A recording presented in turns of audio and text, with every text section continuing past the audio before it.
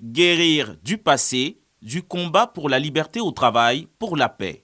Une œuvre littéraire pour la guérison des mémoires. Le père Michael Lapsley, auteur de l'œuvre, fait partie des combattants pour la liberté contre l'apartheid en Afrique du Sud. Son engagement dans l'action politique pour la non-violence dans ce pays fait de lui un exilé aumônier au Zimbabwe. Le 23 avril, 3 mois après la libération de Nelson Mandela, le père Michael Lapsley reçoit un colis piégé. Il perd ses 2 membres supérieurs et un œil. Une souffrance, des expériences douloureuses que l'auteur retrace dans ce livre de 412 pages. La première des valeurs, c'est la dignité humaine. Que tous les êtres humains sont créés à l'image de Dieu et que tous les êtres humains sont d'une valeur infinie. J'espère que les gens en Côte d'Ivoire liront ce livre et le verront comme miroir de leur propre cheminement.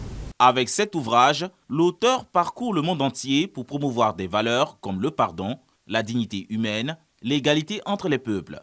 À l'initiative de la structure Action des chrétiens pour l'abolition de la torture, la Côte d'Ivoire bénéficie également de ce témoignage poignant sur la douleur des peuples. Il nous a vraiment permis de comprendre beaucoup de choses et surtout il nous a montré une démarche à suivre pour aboutir vraiment à une réconciliation avec soi-même, mais une réconciliation aussi avec les autres. À travers sa douleur, c'était aussi la douleur du peuple, puisqu'il combattait l'apartheid et les conséquences ne l'ont pas arrêté et continue aujourd'hui de faire le tour du monde pour annoncer le message d'amour, de paix, de réconciliation. Et pour nous, en Côte d'Ivoire, nous avons besoin de cette cohésion sociale. Fondateur de l'Institut pour la guérison des mémoires, Michael Lapsley se bat pour les victimes de diverses formes de violence et d'oppression.